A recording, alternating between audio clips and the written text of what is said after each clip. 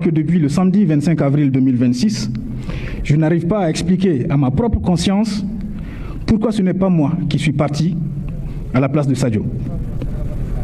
Pourquoi Allah a décidé de prendre le meilleur d'entre nous, celui qui s'appliquait avec tant de ferveur à exécuter sur terre la volonté divine. Je ne me sens aucun mérite de me trouver au podium ici et maintenant. Je devrais être avec lui. L'ordre naturel des choses aurait d'ailleurs voulu que ce soit lui, mon frère, mon ministre, qui lise l'oraison funèbre lors de mon décès. Dieu en a décidé autrement. Le troisième défi, en acceptant cette mission, était d'éviter le piège de l'accaparement. En effet, même si je ne devais témoigner que pour moi seul, en mon seul nom, une journée entière ne suffirait pas pour dire tout le bien que je pense de Sadio. Comment puis-je alors m'empêcher d'en faire mon affaire personnelle, alors que chaque membre de la promotion, de la 24e promotion de l'école militaire interarmes espère rappeler le lien particulier qu'il ou elle avait avec Sadio. Après avoir consulté plusieurs de mes camarades, échangé avec d'autres personnes l'ayant côtoyé, et en voyant également les réactions du monde entier, j'ai compris qu'en fait, je n'étais pas le seul à être désemparé. J'ai vite réalisé que Sadio appartenait à toutes les corporations, à tous les corps de métier. Sadio appartient à tout le Mali, à toute l'Afrique. Sadio appartient à l'humanité entière. Le général d'armée Sadio Camara, ministre d'État, ministre de la Défense et des anciens combattants, portait un titre. Il exerçait une fonction de haute importance. Mais pour nous, il était une incarnation, depuis notre jeunesse partagée. Il était l'incarnation de la dignité dans l'épreuve, celle de la vision dans la tempête et celle de la force tranquille face au vent contraire de l'histoire. Là où d'autres voyaient des murs, Sadio a tracé des chemins. Là où certains voyaient des obstacles, il n'y voyait qu'opportunité. Là où le bruit de la division menaçait, il a imposé par sa seule stature le diapason de l'unité et de la raison.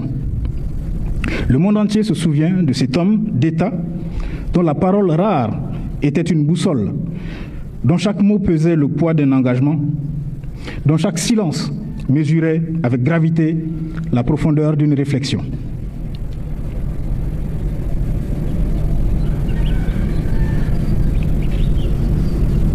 Nous, camarades de promotion de Sadio, nous le voyons encore. Nous voyons le frère jovial, taquin et social. Il appartenait à cette race de soldats qui ne travaillaient pas pour la gloire éphémère de l'instant, mais pour le jugement serein des siècles. Son héritage n'est pas fait de marbre figé, mais de vision ambitieuse, de générosité, de piété absolue devant le destin, d'humilité, de bravoure et de bienfaisance. Oui, Sadio avait une vision sans égale, remplie de reconnaissance pour ce que notre pays a fait pour lui depuis son enfance. Il voyait grand pour le Mali. Son ambition n'était pas seulement opérationnelle, elle était structurelle. Il a bâti et contribué à bâtir partout des infrastructures sociales, militaires, sanitaires, religieuses, sans jamais chercher à en tirer une renommée ou un avantage personnel. À titre d'exemple, alors qu'il conduisait la transformation du visage de l'armée malienne en contribuant avec rigueur à la mise en œuvre de la vision du plus illustre officier de la 24e promotion, en la personne de son Excellence le général d'armée Assimi Goïta, président de la transition chef de l'État, Sadio a récemment entrepris un projet de transformation du siège du ministère de la Défense pour en faire une infrastructure moderne, adaptée au temps. Récemment, en regardant les plans de ces vastes bureaux qui offriront bientôt plus de confort à l'autorité qui y exerce, il a répété encore à ses proches collaborateurs qu'il ne s'y installerait jamais. Rétrospectivement, après les événements, certains y ont vu une prémonition. Parmi tant d'autres signes, qu'il montrait, qui laissait à penser qu'il était spirituellement préparé à rejoindre son Créateur. D'autres y ont vu une nouvelle manifestation de sa simplicité légendaire qui le poussait à se contenter de ce qu'il avait. Cette vision grandiose reflétait son désir d'élever les Fama et le Mali au plus haut niveau de modernité, mais tout en restant humble et modeste à titre personnel.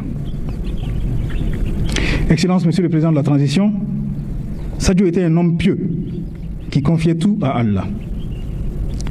Face aux menaces et à l'adversité, sa réponse était celle d'un croyant sincère. Il disait souvent que rien n'empêche la mort quand ton jour arrive, car c'est une décision divine.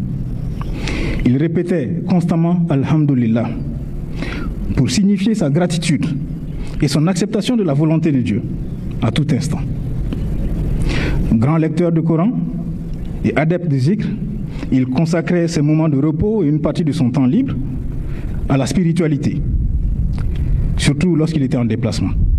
C'est d'ailleurs sur son tapis de prière, lorsqu'il était en pleine communion avec son Créateur, qu'il a affronté l'ultime épreuve de sa vie, si pleine et si utile. Sadio était aussi un homme humble. S'il considérait les Fama comme sa propre famille et se présentait affectueusement comme le grand frère de tous, pour détendre l'atmosphère en présence des aînés, il n'a jamais laissé son titre de ministre effacer son respect pour le droit d'aînesse. Je l'ai personnellement vu, et d'autres peuvent en témoigner, porter le sac de certains de ses collègues ministres lors des voyages. Voici Sadio.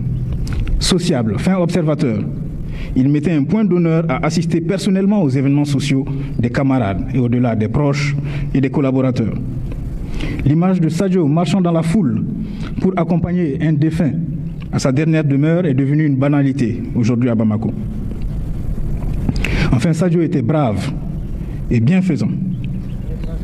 Des combats de Kidal en 2012, où il sauva des vies au péril de la sienne, aux évacuations sanitaires qu'il finançait en urgence pour ses frères d'armes ou leurs familles ou juste d'illustres inconnus, il incarnait toutes les vertus d'humanisme et d'altruisme. Sa générosité a touché le sacré et on ne compte pas le nombre de Maliens, surtout modestes, qui ont pu accomplir le Hajj grâce à Sadio. Une autre anecdote résume la personnalité de Sadio.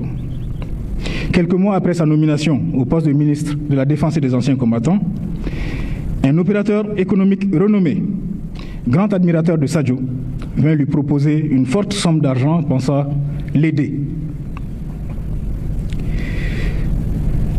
L'illustre ministre a gentiment refusé l'offre et a orienté ce mécène vers la réhabilitation, la rénovation de la maternité de la garnison de Kati, ville où il est né et dont il avait un amour profond et au sein de laquelle il ne supportait pas de voir la maternité de garnison dans un état en dessous des normes les plus sévères.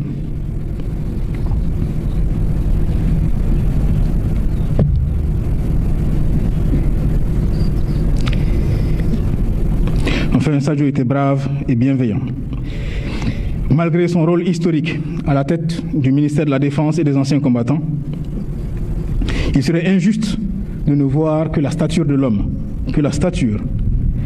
Derrière la charge écrasante, il y avait l'homme, un homme serein, un homme dont le simple regard, dont la capacité d'écoute suffisait à apaiser une situation conflictuelle, et dont la pudeur cachait mal une immense capacité d'affection. À sa famille, à notre famille, à sa mère, notre mère, à ses enfants, nos enfants, à ses compagnons d'armes, au peuple fier du Mali, la 24e promotion de l'école militaire interarmes vous l'affirme aujourd'hui. Votre chagrin est le nôtre.